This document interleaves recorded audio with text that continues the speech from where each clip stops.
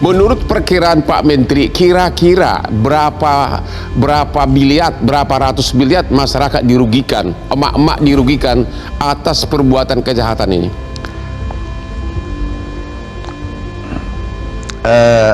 Itu mungkin ya, kalau 25% itu bisa ratusan miliar.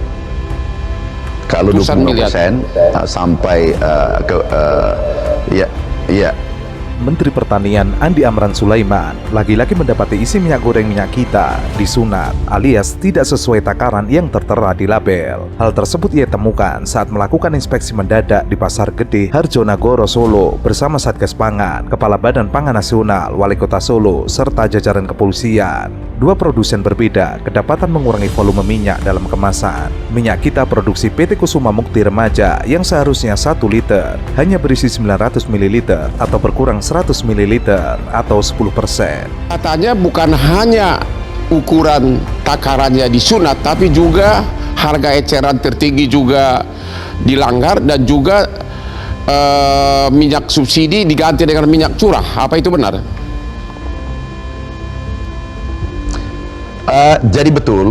Jadi betul bahwa harganya kami lihat, kami sudah himbau 1 minggu sebelumnya bahwasanya harga maksimal 15.700, tetapi kami temukan harga 17.000. Kami himbau kepada pedagang pengecer, dan kami sepakat dengan Pak Kapolri, kami sudah telepon juga pada saat itu, bahwa bukan pengecernya yang kita tindak, karena dia hanya mencari untung Rp1.200, Rp500. Kami usut, kami minta yang diusut adalah produsennya. Ya. Karena asal muasal keculasan ini, kecurangan ini adalah dari produsennya. Sementara minyak kita produksi PT Salim Infomas Pratama, volumenya hanya berkurang 50 ml dari seharusnya. Mentan Amran menegaskan bahwa praktek pengurangan takaran ini harus dihentikan, meskipun kondisinya lebih baik dibandingkan temuan sebelumnya, di mana pengurangan volume bisa mencapai 25%. Hal itu tetap tidak bisa dibiarkan. Ini ada yang menarik. Di Jawa Tengah, kami ke Jawa Tengah, laporan dari tim kami, laporan dari Satgas mengatakan bahwa sudah sesuai takaran dan seterusnya. Tapi anehnya pada saat kami masuk di pasar, langsung kami menemukan dua perusahaan yang melakukan pelanggaran yang serupa.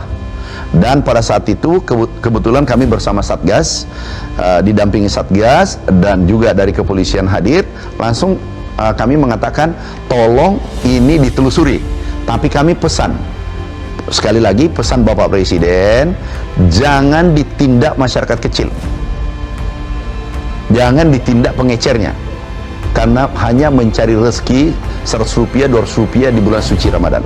Yang ditindak adalah produsennya, atau yang mengemas, atau pabriknya, dan seterusnya. Dan itu sudah dilakukan. Ia meminta Satgas Pangan untuk menindaklanjuti kasus ini hingga ke produsen. Menurutnya, minyak goreng merupakan kebutuhan dasar masyarakat, terutama di bulan Ramadan, dan tidak boleh ada pihak yang bermain curang untuk keuntungan sendiri. Lebih lanjut, Mentan Amran menegaskan bahwa pemerintah akan terus mengawasi ketat praktek perdagangan yang merugikan masyarakat. Mentan Amran memastikan bahwa pengawasan terhadap distribusi minyak goreng bersubsidi akan terus diperketat.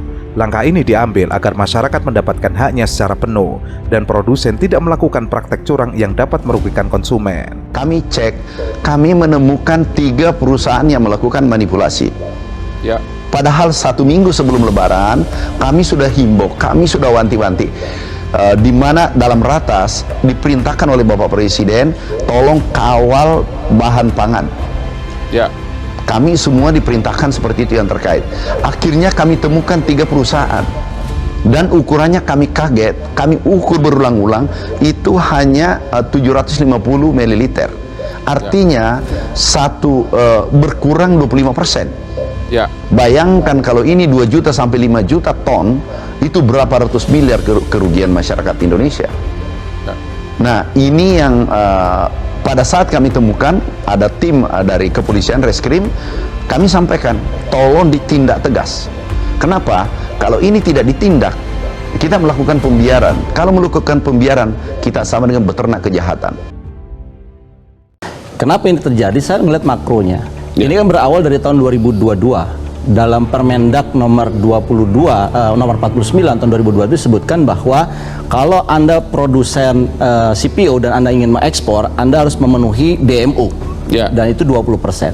Dirubahlah tahun 2024 dalam Permendak nomor 18 Ya. bahwa bukan lagi DMO-nya jadi minyak curah. Sekarang namanya harus minyak kita.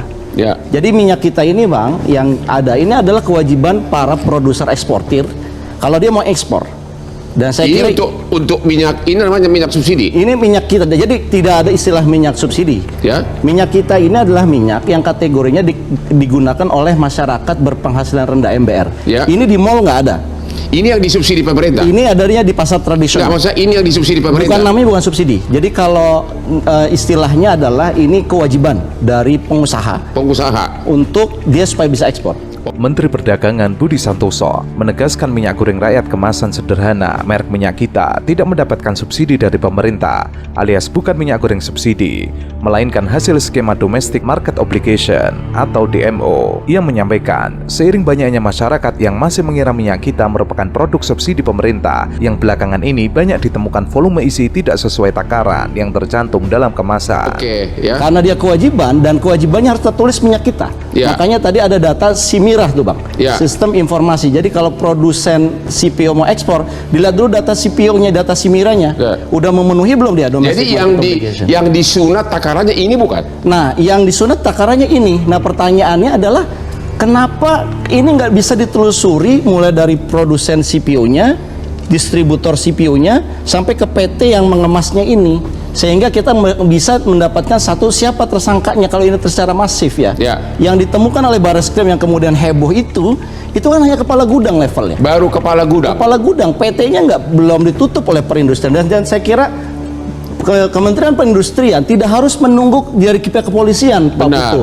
Kenapa? Karena kan penyelesaian dari perindustrian adalah compliance-nya. Ya. Dia bisa mencabut ketika dia ada temuan. Sebelum Alih-alih minyak goreng subsidi, minyak kita merupakan produk hasil skema Domestic Market Obligation yang dijalankan oleh perusahaan-perusahaan eksportir CPO, di mana sebelum mendapatkan izin ekspor CPO, perusahaan-perusahaan ini diwajibkan menyalurkan minyak goreng rakyat untuk pemenuhan stok domestik terlebih dahulu dalam bentuk minyak kita, sesuai dengan Permendak nomor 18 tahun 2024 tentang minyak goreng sawit kemasan dan tata kelola minyak goreng rakyat. gimana ini Pak Jadi Ahmad Nur Hidayat? Jadi ini ada kaitannya sama eksportir CPO Bang, kalau Ya. menurut saya. Ya. Kenapa? Karena beratnya ini atau volume ini akan dikonversi dengan berapa CPO yang mereka bisa ekspor. Ya. Artinya kalau mereka disunat, katakanlah tadinya 1 liter, tapi hanya 750, berarti kan 25%-nya disunat nih. Ya. Kenyataannya kan mereka dapatnya full yang 1 liter kali berapa juta ton untuk diekspor. Ya. Jadi saya melihat kenapa ini bisa terjadi. Kalau saya dikaitkan dengan makronya, ini harga sawit ekspor tuh lebih tinggi sekarang, 15.000 sampai 16.000. Ya. Kemungkinan para produsen-produsen ini tergoda untuk mengekspor lebih banyak, Ya. tetapi melupakan DMO-nya. Menurut saya ini yang perlu diinvestigasi oleh Kementerian Perindustrian dan Perdagangan. Sementara untuk temuan minyak goreng kita yang volume isinya tidak sesuai informasi takaran dalam kemasan, sejauh ini bukan minyak goreng rakyat yang berasal dari pasokan DMO, melainkan minyak goreng komersial lain yang kemudian di-repacking atau dikemas kembali dengan merek minyak kita. Alasan pelanggaran sunat isi minyak kita, Kemendak sudah menutup para produsen minyak kita curang dan mencabut izin usaha mereka. Sebelum Bapak, kenapa Pak belum dicabut izinnya? Kenapa? Kenapa harus nunggu dari penyidikan dari kepolisian? Kan itu kan kewenangan perindustrian untuk mencabut izin. Ya, ini bagus juga pertanyaannya. Jadi yang kita lakukan adalah memberitahukan, dan ini udah kita blacklist. Masih cukup hanya memberitahukan rakyat sudah susah. Udah, ya, pelan-pelan. Jadi kita memberitahukan semua produsen untuk tidak menyalurkan minyak ke sana yang Ya. sekarang diidikan. Kita udah sampaikan, udah itu di blacklist lah ininya. Ya memang nanti karena kita tidak mau mendahului penyelidikan yang dilakukan oleh kepolisian, ya nanti akan coba kami konsultasikan. Apa mungkin barang buktinya sudah hilang di pasaran sehingga udah susah dicari siapa pelakunya? Ya itu kita lihatlah. Jadi sampai sekarang Kementerian Perindustrian belum menargetkan untuk mencabut izin dari beberapa perusahaan yang terlibat, belum ada, masih menunggu. Ya kami sudah sampaikan kemarin di Barreskrim. Ya. Oke, kami akan menindaklanjuti apa yang menunggu kepolisian ya, berarti iya Pak.